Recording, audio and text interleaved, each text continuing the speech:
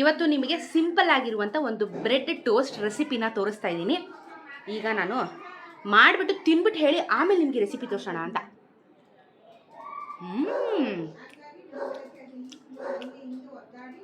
ಸಖತ್ ಯೂನಿಕ್ ಆಗಿದೆ. ಬನ್ನಿ ರೆಸಿಪಿ ತೋರಿಸ್ತೀನಿ. ಸೊ ಇವತ್ತಿನ ಒಂದು ಈಸಿ ರೆಸಿಪಿಗೆ ಬೇಕಾಗಿರೋ ತರಕಾರಿಗಳು ನೀವೇನು ಬೇಕಾದರೂ ಹೆಚ್ಕೋಬೋದು. ನಾನು ಸಣ್ಣಕ್ಕೆ ಹಸಿಮೆಣಸಿನ್ಕಾಯಿ, ಕ್ಯಾರೆಟ್ ತುರ್ಕೊಂಡಿದ್ದೀನಿ, ಈರುಳ್ಳಿ, capsicum, tomato. The main ingredient is bread ತೊಗೊಂಡಿದ್ದೀನಿ.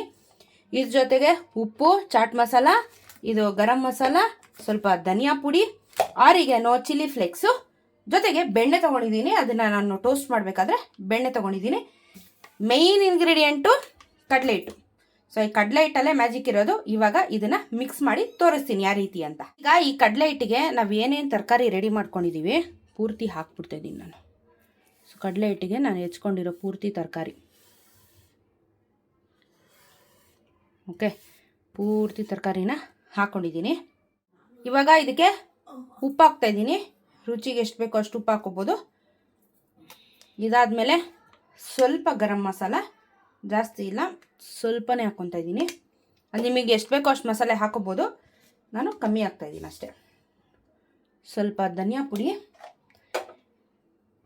ಚಾಟ್ ಮಸಾಲ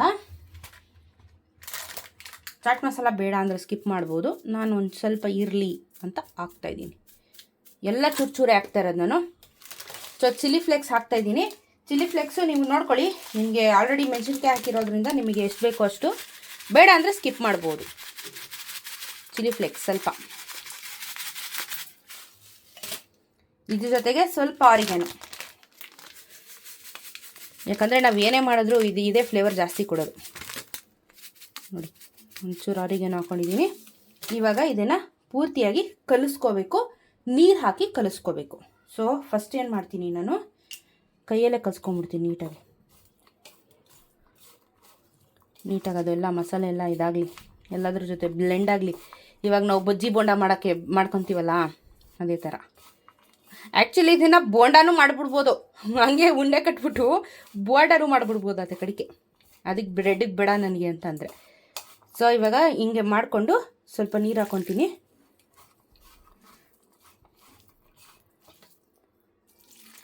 ಎಷ್ಟು ಬೇಕೋ ಅಷ್ಟು ನೀರು ಹಾಕ್ಕೋಬೇಕು. ನೋಡಿ, ಬೋಂಡ ಆಗೋಯ್ತದೆ, ತರಕಾರಿ ಬೋಂಡ ಆಗೋಯ್ತದೆ. ನಿಮಗೆ ಬ್ರೆಡ್ ಬೇಡ ಅಂದರೆ ಇದನ್ನು ತರಕಾರಿ ಬೋಂಡ ಆಗಿ ಯೂಸ್ ಮಾಡಿ.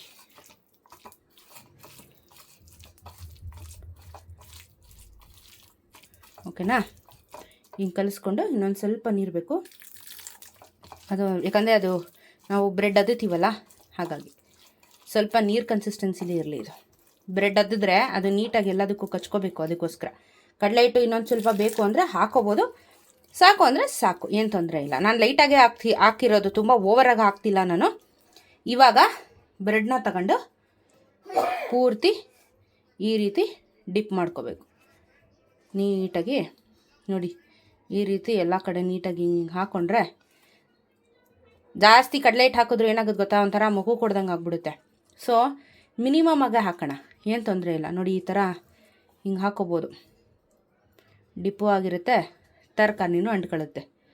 ಸೊ ಎಸ್, ನೋಡಿ ಈ ರೀತಿ. ಇವಾಗ ಇದನ್ನು ತವಾ ಮೇಲೆ ಟೋಸ್ಟ್ ಮಾಡಬೇಕು.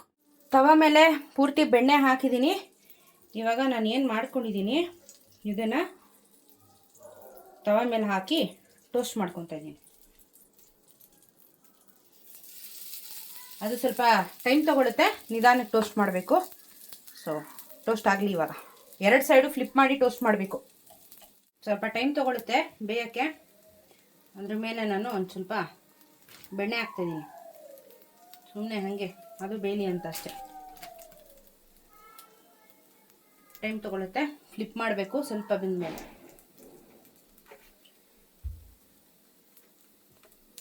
ಯಾಕಂದರೆ ತರಕಾರಿ ಎಲ್ಲ ಸ್ವಲ್ಪ ಚೆನ್ನಾಗಿ ಬೇಯಬೇಕಲ್ಲ.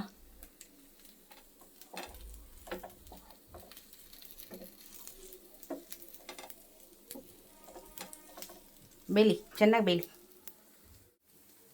ಫ್ಲಿಪ್ ಮಾಡ್ತೀನಿ.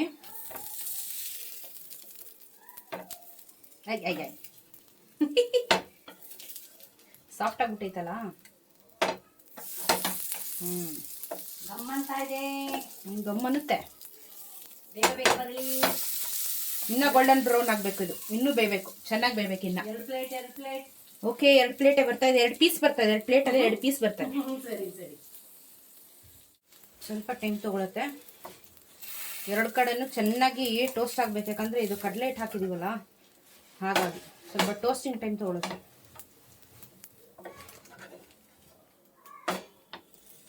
ರೆಡಿ ಆಯಿತು, ಚೆನ್ನಾಗಿ ಬಂದಿದೆ. ಇವಾಗ ತಿಂದು ಹೇಳುವ ಹೆಂಗಿದೆ ಅಂತ. ರೆಡಿ ತಣಾನ್, ನೋಡೋಕ್ಕೆ ಚೆನ್ನಾಗಿ ಕಾಣಿಸ್ತದಲ್ಲ. ಗೊಂಬೆ ತಿನ್ನೋಣ. Take it. ವಾವ್. ನಮ್ಮಮ್ಮಗೆ ಸ್ವಲ್ಪ ಕೆಚಪ್ ಹಾಕ್ಕೊಟ್ಟಿದ್ದೀನಿ. ಗಮ್ಮಂತದೆ ಮನೆಯೆಲ್ಲ. ಹಾಗೆ ತಿಂತೀರ ಒಂದ್ಸಲ. ಏನು ಬೇದಿ ಆಗಲ್ಲ, ತಿನ್ನು. ಬೇದಿ ಆಗುತ್ತಲ್ಲ, ಯಾಕೆ ಮಾತಾಡ್ತಿ ಕೆಟ್ಟ ಮಾತು. ಅನ್ನದಾತ ಸುಖಿ ಭವ ಅಂತ. ಇದು ಬ್ರೆಡ್ ದಾತ.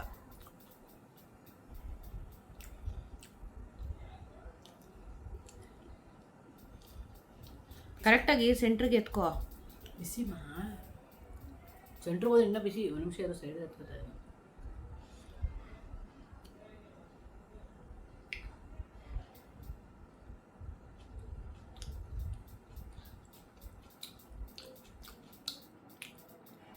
ಎಲ್ಲ ತಿಂದ್ಬಿಟ್ಟು ಹೇಳ್ತೀನಿ ಇದು. ಏಯ್ ಇಲ್ಲ, ನಾನು ಹೋಗ್ಬೇಕಲ್ಲಿ. ನೀನು ಆಟ ಆಡ್ತಾ ಇದೀಯಾ? ಸಖತ್ತಾಗಿದೆ. ಈ ಥರ ಡಿಫ್ರೆಂಟಾಗಿ ಮಾಡ್ಕೊಂಡು ತಿಂತಿದ್ರೆ ನನ್ನ ಮಗಂದು ಸಖತ್ ಟೇಸ್ಟ್ ಇದೆ. ನಿಜವಲ್ಲೂ ಚೆನ್ನಾಗಿದೆಯಾ? ಸಖತ್ತಾಗಿದೆ. ಉಪ್ಪು ಖಾರ ಎಲ್ಲ ಕರೆಕ್ಟಾಗಿ ಹಿಡಿದಿದೆಯಾ? ಎಲ್ಲ ನೀನು ಹಸಿಮೆಣಸಿಗೆ ಸಣ್ಣಕ್ಕೆ ಹೆಚ್ಚಿರೋದು ಅದೇನೋ ಒಂಥರ ಫ್ಲೇವರ್ ಕೊಡ್ತದೆ. ಅದುವೇ ಅದು ಕಚ್ಕೊಂಡು ತಿನ್ಬೇಕು ಅದನ್ನ. ಹಂಗೆ ನಾನು ಖಾರದಲ್ಲಿ ಪ್ರಿಯಳು. ಸಖತ್ತಾಗಿದೆ. ಟ್ರೈ ಮಾಡ್ಬೋದಾ? ಎಲ್ಲರೂ ತಿನ್ಬೋದು. ಟ್ರೈ ಏನು ಮಾಡ್ಕೊಂಡು ತಿನ್ಬೋದು. ಓಕೆ, ಇವಾಗ ನಾನು ಮಾಡ್ಕೊಂಡು ತಿಂತೀನಿ. ಸಖತ್ತಾಗಿದೆ.